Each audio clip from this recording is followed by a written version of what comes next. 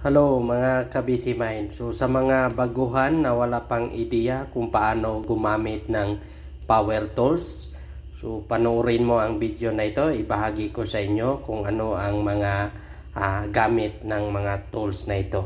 So may dalawa tayong drill, power drill. Itong isa, ito ay tinatawag na power drill na pang metal.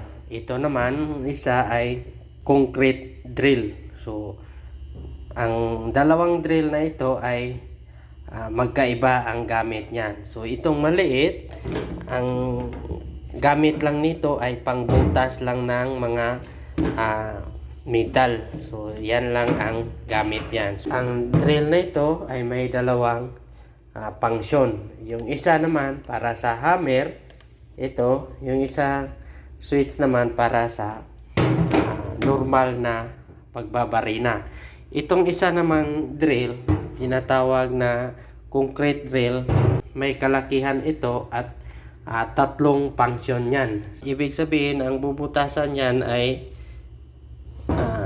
bakal. Kapag ganito namang position, yan. So, ang bubutasan yan ay simento. So, ang function niya, magdiin siya at saka iikot. So dito naman sa pangatlong setup, ito ay hindi iikot yung bit, mag-chipping lang siya. So yan ang function ng tatlong selector switch na ito. So yan ang mga power tools na kung saan na akma yung paggamitan natin sa mga electrical na gawain. So, ang mga tools na ito ay may kamahalan din. Kung may budget tayo, mas maganda ito ang gamitin kasi pwede sa bakal, pwede sa simento, pwede pang chipping. Okay?